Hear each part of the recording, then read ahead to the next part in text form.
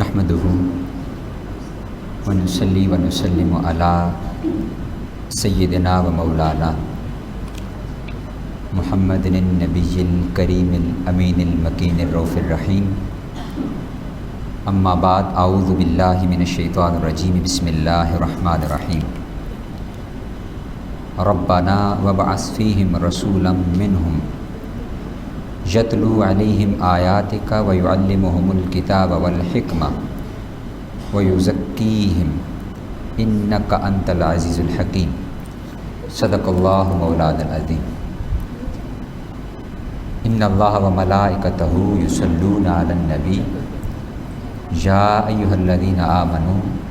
صلوا علیہ وسلموا تسلیما. اللہم صلی علی سیدنا و مولانا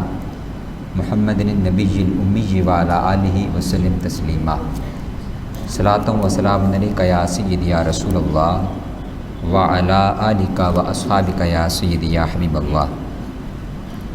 اللہ جل مجدہ کے فضل و کرم اور کریم آقا صلی اللہ علیہ وآلہ وسلم کے نالہ پاک کے تصدق سے بحمدہ تعالی آج ایک مرتبہ پھر ہم جمعۃ مبارک کے اس عظیم دن اللہ رب العزت کے حضور، اس کی بارگاہ میں سجدہ ریز ہونے کے لیے اور اس کے پیارے حبیب صلی اللہ علیہ وآلہ وسلم کا ذکر کرنے کے لیے موجود ہیں. ماہ سفر المظفر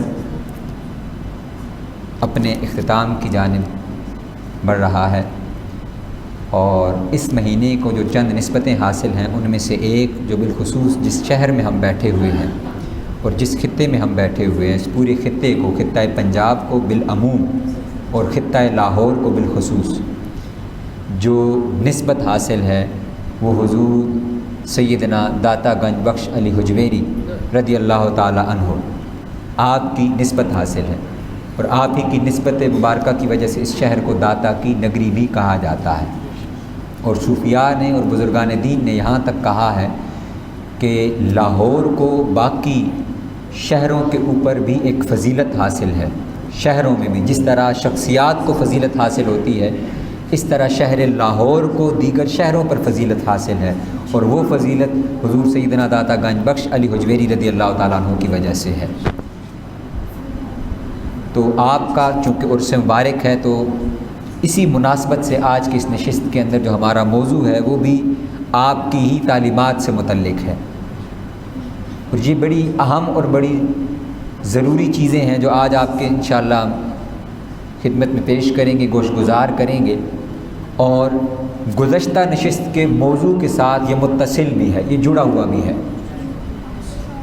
آخری نشست کے اندر جو ہم نے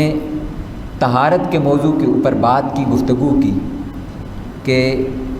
پاکیزگی جو اسلام اور دین کا ایک لازمی جزو ہے، اسلامی تعلیمات کا لازمی جزو ہے، اور اس میں پھر آگے ایک طہارت ظاہری ہے اور پھر طہارت باطنی ہے. تو فقہی مسائل کے اندر ہم طہارت ظاہری کو لیتے ہیں،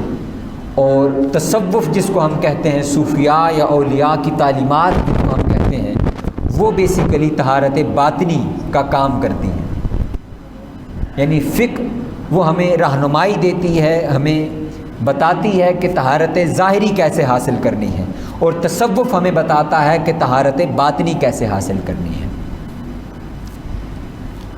اور جو آیت مبارکہ میں نے مضمون کے طور پر تلاوت کی ہے، یہ بڑی خاص آیت مبارکہ ہے. سورہ بقرہ کے اندر حضرت ابراہیم علیہ السلام کا تذکرہ ہے کہ جب آپ نے حضرت اسماعیل علیہ السلام کے ساتھ مل کر کعبۃ اللہ کی، بیت اللہ کی تعمیر مکمل کر لی، تو اس پر جو آپ نے اللہ رب العزت سے ایک اجر مانگا اور دعا مانگی، جس کو دعائے ابراہیم بھی کہتے ہیں، اور جس کو خود آقا کریم علیہ الصلوۃ والتسلیم نے ارشاد فرمایا کہ میں اپنے باپ ابراہیم کی دعا ہوں. تو وہ دعائے ابراہیم کیا ہے؟ وہ بڑی اہم ہے. اس کے اندر جو آقا کریم علیہ الصلوۃ والتسلیم یا ایک نبی ہے،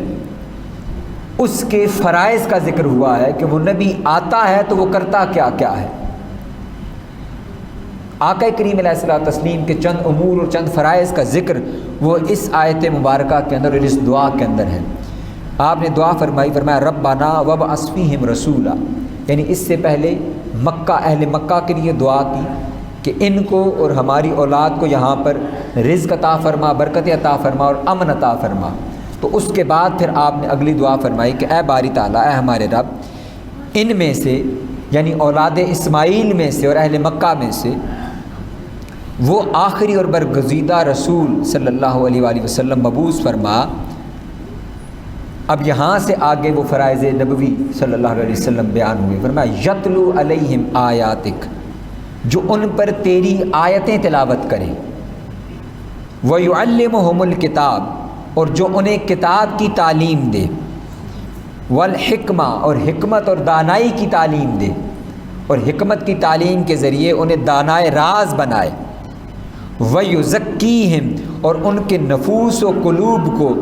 تزکیہ کے ذریعے صفا اور پاک کر دے، اِنَّكَ أَنْتَ الْعَزِيزُ الْحَكِيمُ، کہ بے شک تو ہی غالب حکمت والا ہے۔ اب یہاں پر ایک بات بڑی قابل توجہ ہے کہ ہم آج حضور سیدنا داتا گنج بخش علی حجویری رضی اللہ تعالی عنہ اور دیگر اولیاء کا اور صوفیاء کا نام لیتے ہیں، تو یہاں ایک بات بڑی اہم جو سمجھ لینے والی ہے وہ یہ ہے کہ جس شے کو تصوف کہتے ہیں، اور بعض حلقوں کے اندر تصوف کو دین کا ایک متوازی دین سمجھا جاتا ہے، اس کو کہا جاتا ہے کہ جی یہ ایک پیرالل، ایک اور مذہب اور ایک اور دین ہے، دین کے متوازی، یعنی اس کے کوئی اپنے احکامات ہیں، اس کے کوئی اپنے فرائض ہیں اور اپنے ہی کچھ معمولات ہیں۔ یہ ایک ابہام ہے، یہ ایک اشکال ہے، اس کو دور کرنے کی ضرورت ہے۔ اور ایک اشکال اور ایک ابہام جو ہمارے ذہنوں کے اندر ہے اس کو بھی دور کرنے کی ضرورت ہے،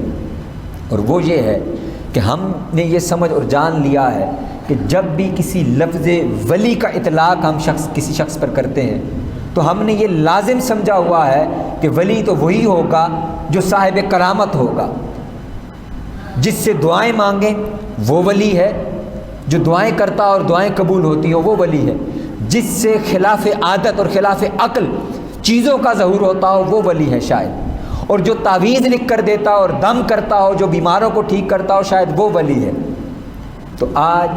حضور داتا گنج بخش علی حجویری رضی اللہ تعالیٰ عنہ آپ کی تعلیمات کی روشنی کے اندر اور قرآن و حدیث کی روشنی کے اندر ہم کوشش کریں گے اس بات کو سمجھنے کی کہ ولایت اور تصوف وہ اس شے کا نام نہیں ہے، یہ یاد رکھیے،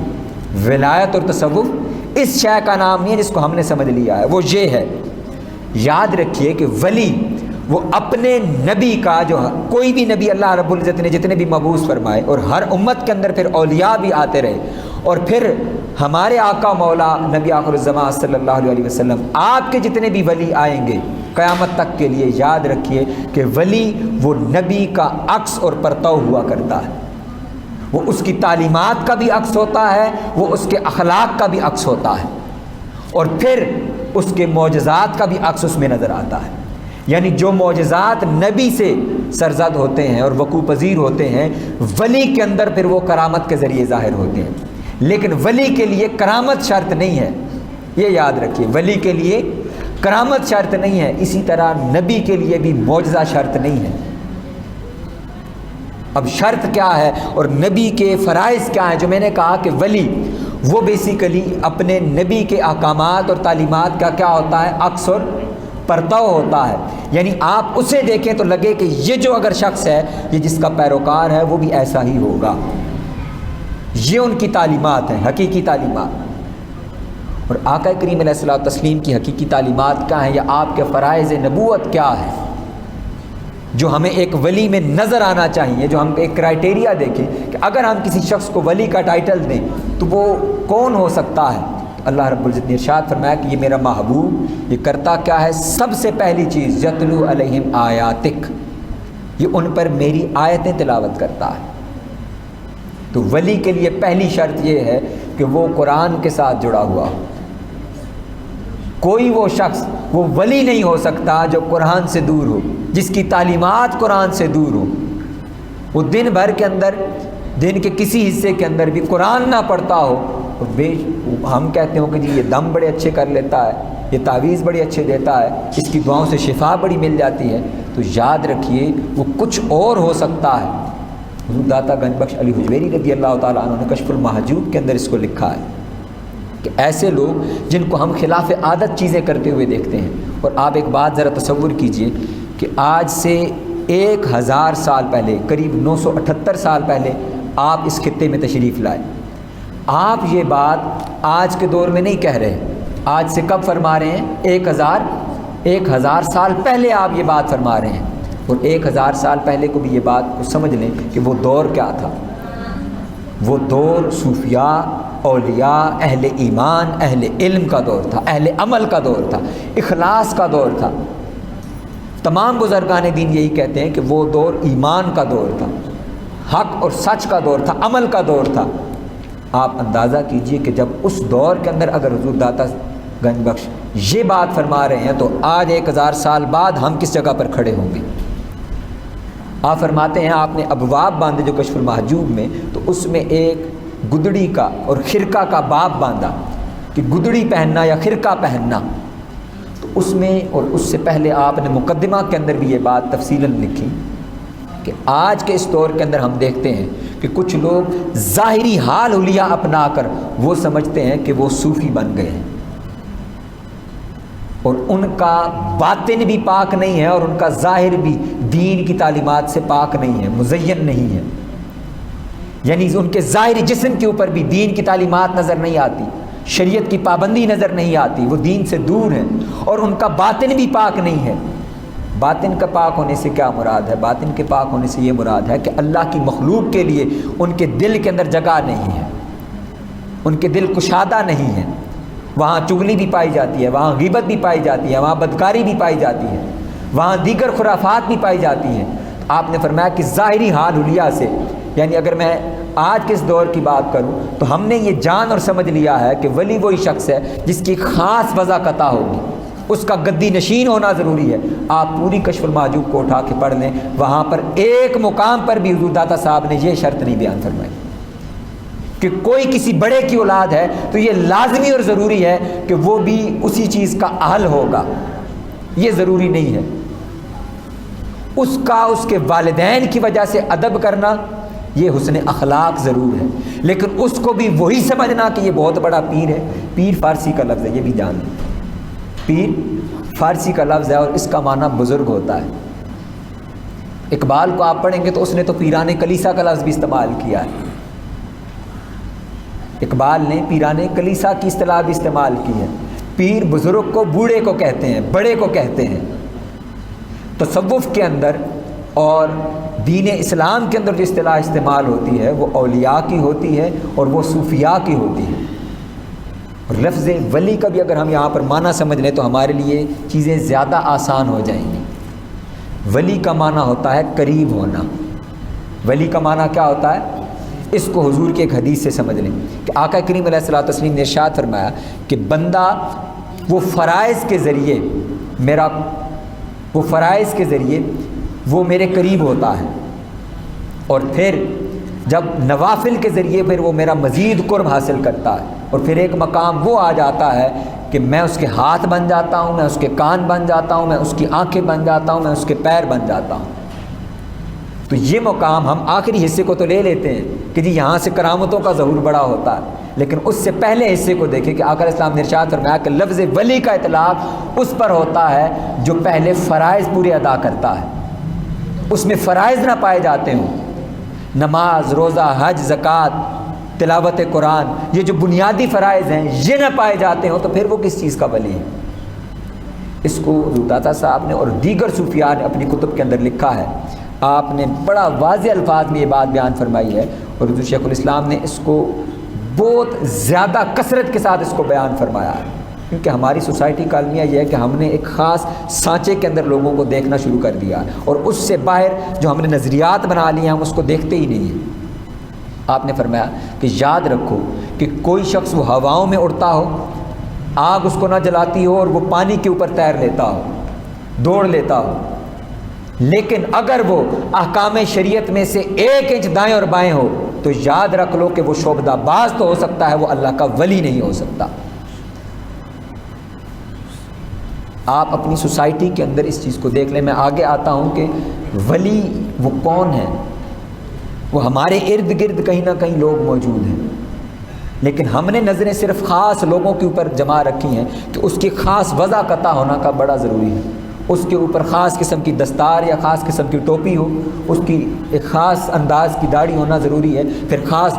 جبہ ہو، ایک خاص قسم کا خرقہ ہو، ہاتھ میں تسبیح ہو، آنکھیں بڑی بڑی ہوں، سرخ ہوں، اور بڑی شدت کے ساتھ اس نے سرما پہن رکھا ہو،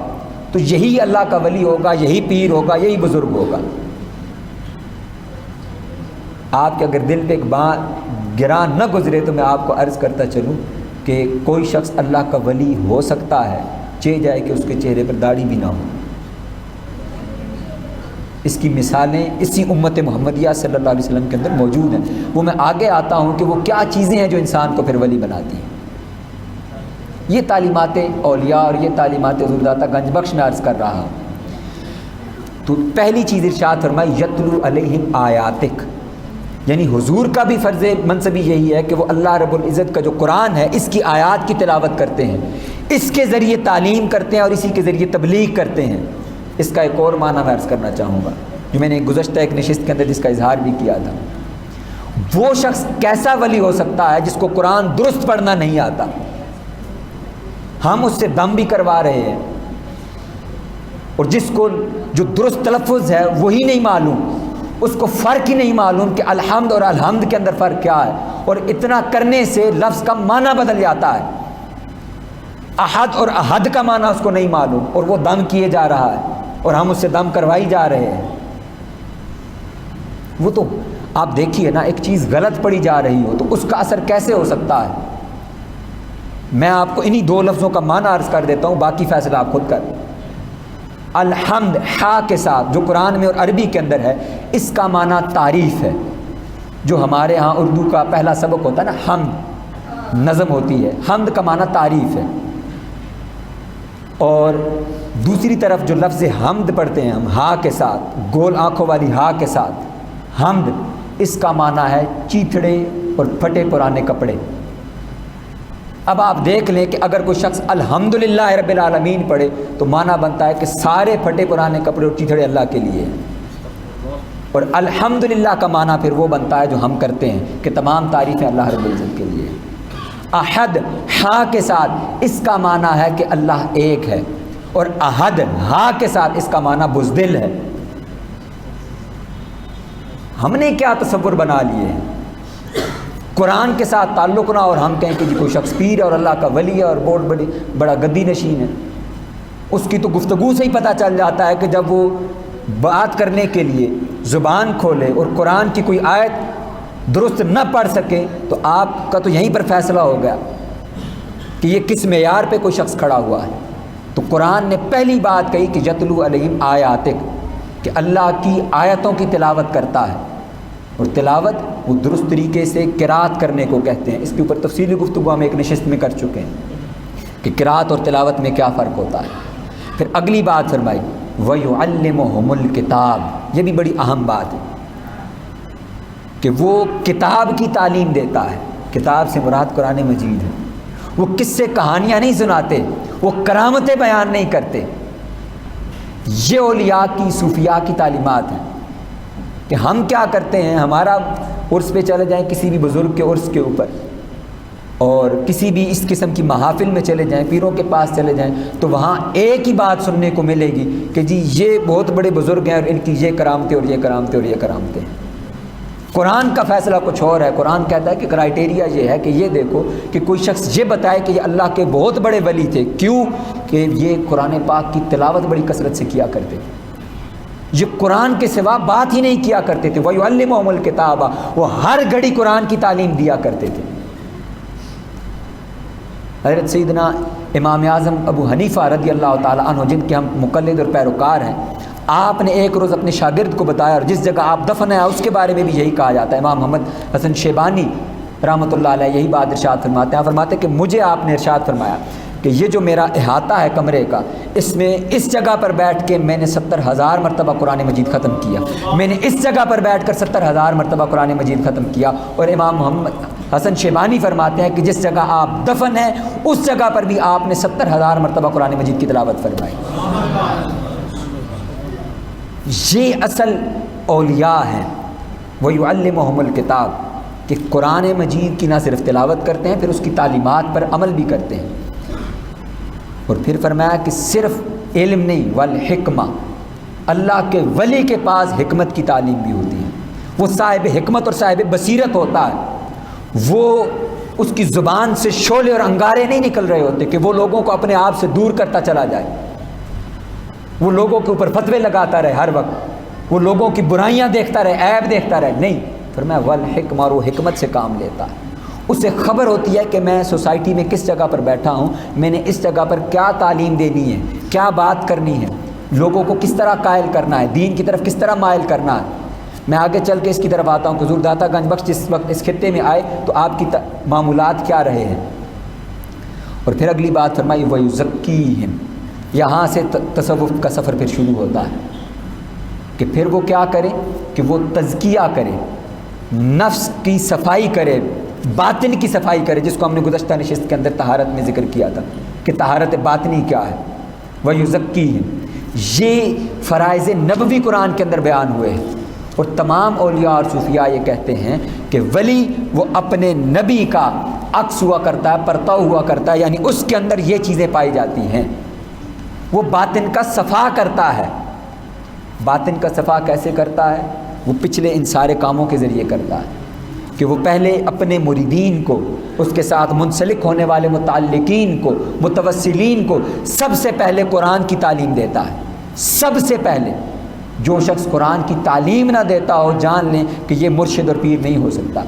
مرشد بھی عربی کا لفظ ہے، یہ بھی سمجھ لیں آج اس کو، عربی کا لفظ ارشاد ہے، ارشاد کہتے ہیں ہدایت کو، اور مرشد کہتے ہیں ہدایت دینے والے کو۔ مرشد نہیں ہوتا، مرشد ہوتا ہے شین کی زیر کے ساتھ۔ ہدایت دینے والا، کس کی طرف ہدایت دینے والا؟ اپنی آپ کی طرف کہ میں بڑی فلاں شاہ ہوں، میں بڑا شاہ ہوں، میرے مرید ہو جاؤ، ہمارے خانوادے کے اندر چلے آؤ۔ ہدایت تو اللہ رب العزت کی طرف ہے کہ وہ اپنے آپ کے ساتھ نہ جوڑے، وہ قرآن کے ساتھ جوڑے، صاحب قرآن صلی اللہ علیہ وسلم کے ساتھ جوڑے، اور پھر اللہ رب العزت کی ذات کے ساتھ جوڑے۔ اگر کوئی شخص تعلیمات کے اندر یہ کام نہیں کر رہا تو جتنی بڑی مزید گدی کے ساتھ اس کا تعلق ہو، وہ انسان ہو سکتا ہے اور کلمہ پڑھنے کی وجہ سے مسلمان ہو سکتا ہے، اور بڑوں کی اولاد ہونے کی وجہ سے حسن اخلاق کا تقاضا یہ ہے کہ اس کا ادب کیا جائے، بس۔ یہ ضروری نہیں ہے کہ پھر اس کے بھی اتنے ہی ہاتھ چومے جائیں اور اس کا بھی ادب اور اس کو بھی پیر ضروری ہے کہ لازم ہے کہ جی یہ بڑے خاندان کے ساتھ ہے تو اس کو بھی پیر ماننا فرض اور واجب ہے۔ حضور داتا گنج بخش کے والد کا نام آپ میں سے کسی کو معلوم ہو کہ وہ فلاں کے گدی نشین ہیں، اور حضور داتا گنج بخش کی آگے اولاد کا آپ کو علم ہو کہ ان کی گدی نشین ان کی اولاد ہے، ان کی اولاد ہی ان کے خلفات ہیں۔ آپ میں سے کسی کو اس بھورے بھرے مجمع میں سے کوئی نام لے لے، حضور خواجہ معین الدین چشتی اجمیری کے والد کا نام کسی کو معلوم ہو کہ جی وہ ان کے گدی نشین تھے، اور پھر آگے ان کی اولاد کا علم ہو کہ جی ان کی اولاد ان کی گدی نشین تھی۔ کسی ایک شخص کو بھی علم ہو یہاں پر نہیں معلوم۔ اس لیے آپ جب پڑھتے ہیں تو وہاں پر کیا کہا جاتا ہے کہ آپ سلسلہ جنیدیہ کے مذہب پر تھے، یعنی آپ کسی والد اور اس کی طرف سے نہیں چلے آ رہے تھے۔ آپ کے والد بھی اللہ رب العزت کے ایک بہت بڑے ولی اور صوفی ضرور تھے، لیکن انہوں نے پہلے آپ کو تعلیم دی۔ آپ فرماتے ہیں کہ آپ فقہ کے، قرآن کے اور پھر تصوف کے بہت بڑے عالم تھے۔ آپ نے سب سے پہلے دین کا، شریعت کا علم حاصل کیا، اس کے لیے سفر کیے، اور پھر اس کے بعد آپ معاشرے میں نکلے، اور پھر ایسے نہیں کہ جا کر کہیں پر بیٹھ گئے اور خرقہ پہن کے لوگوں کو تعویذ دینا شروع کر دیا اور مرید کرنا شروع کر دیا، نہیں، پھر آپ تصوف کی راہ کے لیے نکلے، پہلے اپنا مرشد اور راہبر چننے کی تلاش میں نکلے، پھر جب وہ ملا تو ان کی خدمت کی اور ان کی تعلیمات کو دیکھا،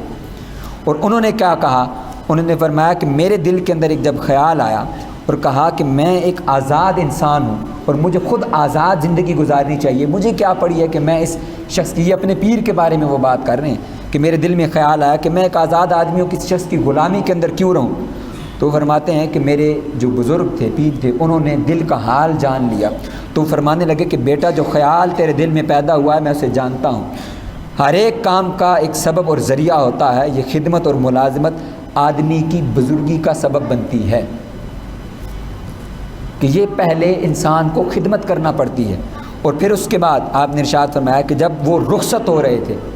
ان کا سر میری گود کے اندر تھا۔ اب حضور داتا گنج بخش علی حجویری کے پیر و مرشد کی نصیحت سنیے، فرمایا کہ بیٹے بات یہ ہے کہ تیرے دل کی یہ تمام تکالیف دور ہو جائیں گی۔ اللہ کوئی کام بھی علل ٹپ نہیں کرتا، یہ تمام حالات کو ان کو نیک و بد کا لحاظ رکھ کر پیدا فرمایا ہے، اور تیرے لیے لازم ہے کہ خدا کے فعل میں اس سے جھگڑا نہ کر، اور جو کچھ وہ کرتا ہے اس پر رنجیدہ نہ ہو۔ یعنی اللہ کی رضا میں راضی رہنا، یہ ان کی تعلیمات ہیں۔ اور پھر ان کے اپنے پڑوسیوں کے حوالے سے ان کی تعلیمات ہیں، اور فقہ کے حوالے سے ان کی تعلیمات ہیں۔ میں اس کی طرف بعد میں آتا ہوں۔ جو بات میں نے کی کہ ولی کی اگر پہچان کرنی ہے آج کے اس دور کے اندر کہ ہمارے معاشرے کے اندر ولی کون ہے، کون ولی ہو سکتا ہے، تو آئیے اس کو جاننے کی کوشش کرتے ہیں۔ اس کے لیے 3 چیزیں بڑی لازم ہیں۔ کتنی چیزیں لازم ہیں؟ 3 چیزیں ضروری ہیں۔ اور سب سے پہلی چیز کہ کسی کو دیکھنا ہو، میں یہ پھر بات عرض کر دوں، اس کے لیے کوئی خاص وضاحت ضروری نہیں ہے۔ چاہے جائے کہ اس کے سر پر ٹوپی نہ ہو، چاہے جائے کہ اس کے چہرے پر داڑھی نہ ہو، چاہے جائے کہ وہ پینٹ شرٹ ہی کیوں نہ پہنتا ہو، وہ اللہ کا ولی ہو سکتا ہے اگر وہ صاحب علم ہے، اگر وہ صاحب علم ہے اور اس کی کوئی کرامت نہیں ہے، صاحب علم ہے، اور پھر اس کے بعد صاحب عمل ہے، وہ شریعت کے احکام کی پابندی کرتا ہے اور ان پر عمل کرتا ہے، اور تیسری چیز پھر اس کے اندر اخلاق حسنہ ہے، اور چوتھی چیز پھر اس کے یہ ہے کہ وہ اپنے نفس کا محاسبہ کرتا ہے۔ نفس کا محاسبہ یہ ہے کہ وہ اپنے دل کے میل کو دور کرتا ہے، وہ ہر قسم کے طمع کو، لالچ کو، غیبت کو، چغلی کو اپنے اندر سے دور کرتا ہے۔ اور حسن اخلاق کیا ہے اس کو سمجھ لیجیے۔ حسن اخلاق یہ ہے کہ اللہ کی جتنی مخلوق ہے، ہر وہ شخص اللہ کو سب سے زیادہ محبوب ہے اور اللہ کے زیادہ قریب ہے جو اللہ کی مخلوق کے ساتھ بھلائی کرتا ہے، جو ان کے ساتھ خیر کے ساتھ پیش آتا ہے، جو ظاہراً بھی خیر کرتا ہے اور ہر وقت اس کے دل کے اندر بھی اللہ کی مخلوق کے لیے خیر رہتا ہے، وہ خیر پر مبنی عمل رہتا ہے۔ اس کو دیکھے کہ ہر شخص کے لیے وہ پریشان ہے، ان کی خدمت میں جتا ہوا ہے، ان کے کام اس کو پریشان کرتے ہیں، وہ کسی کی غیبت نہیں کرتا، وہ کسی کی چغلی نہیں کرتا، اور کسی بھی شخص کے بارے میں اس کے دل کے اندر برا خیال نہیں آتا، وہ کسی کو گالی نہیں دیتا، کسی کو برا بھلا نہیں کہتا۔ داتا گنج بخش علی حجویری جب یہاں پر تشریف لائے آج سے 1000 سال پہلے، تو کیا اس وقت یہاں پر اتنی ہی کثرت کے ساتھ مسلمان آباد تھے؟ یہ تو ہندوؤں کا شہر تھا، یہ ہندوؤں کا شہر تھا۔ آپ کی تعلیمات کیا تھیں؟ آپ نے یہ نہیں کہا کہ یہ تو شودر ہیں، نجس ہیں، ناپاک ہیں۔ قرآن نے تو یہی کہا نا کہ مشرک نجس ہیں، ناپاک ہیں۔ تو آپ نے ان کو اپنے قریب بیٹھنے دیا، ان کے ساتھ اخلاق کے ساتھ پیش آئے کہ دوسرے مذہب سے ہیں کوئی بات نہیں، لیکن میرا مذہب یہ تعلیم دیتا ہے کہ میں تمہارے ساتھ پھر بھی حسن سلوک کروں۔ اپنے برتنوں کے اندر ان کو کھانا پیش کیا۔ وہ حیران پریشان ہو گئے کہ یہ عجیب شخص ہے، ایک تو ہمارے خطے کا نہیں، کسی باہر جگہ سے آیا ہے، اور پھر ہمارے مذہب کے لوگ جو شودر تھے، اور پھر وہاں پر ذات پات کا معاملہ ہے، برہمن، وہ کہتے ہیں یہ شودر لوگ تھے، یہ کہنے لگے کہ ہمارے مذہب کے اندر تو ہم اپنے بھگوان کا نام لے لیں تو کتنے ہی دن یہ برہمن لوگ اس کو نہلاتے رہتے ہیں، دودھ سے غسل دیتے ہیں کہ یہ ہمارا خدا ناپاک ہو گیا ہے، ہمارا دیوتا ناپاک ہو گیا ہے۔ وہاں پر معاملہ یہ ہے، ہم ان کے مندروں کے قریب نہیں جا سکتے، یہ وہ شخص ہے جو ہمارے دین کا نہیں، ہمارے مذہب کا نہیں، ہمیں قریب بٹھاتا ہے، ہم سے حسن سلوک کرتا ہے اور ہمیں اپنے برتنوں کے اندر کھانا کھلاتا ہے، تو پھر اس کا مطلب یہ ہے کہ اسی کا دین سچا ہے۔ یہ ہے اسلام کی تعلیم، اور یہ ہے حضور داتا گنج بخش علی حجویری کی تعلیم کہ اخلاق کے ساتھ پیش آنا، چاہے جائے کہ وہ شخص کوئی بھی ہے، اس کا تعلق کسی بھی مذہب کے ساتھ ہے، کسی بھی مسلک کے ساتھ ہے۔ یہ بات پیمانہ نہیں ہے، پیمانہ یہ ہے کہ اللہ رب العزت کی مخلوق ہے، اس کے ساتھ اس نے سلوک کیا جائے، اس کے ساتھ اس نے اخلاق کے ساتھ پیش آیا جائے۔ یہ تعلیمات صوفیاء اور تعلیمات اولیاء ہے۔ مولانا روم کے بارے میں ایک آخری بات اور اسی پر گفتگو کو ختم کروں گا کہ آپ ایک دفعہ ایک راستے پر چل کر گھر تشریف لے جا رہے تھے، تو آپ نے دیکھا کہ راستے میں کتا سویا ہوا ہے۔ اب کتا بھی نجس جانور ہے، ناپاک ہے، سویا ہوا کتا ہے، تو ساتھ جو احباب تھے انہوں نے چھڑی کے ساتھ اس کو مارنے اور اٹھانے کی کوشش کی، تو آپ نے ہاتھ پکڑ لیا۔ آپ نے فرمایا یہ بھی اللہ کی مخلوق ہے، اس کے بھی آرام کا وقت ہے، تو اگر اس وقت یہ اس زمین پر آرام کر رہا ہے تو تم اسے ناحق کیوں تکلیف دیتے ہو؟ آپ نے راستہ بدل لیا، اپنے لیے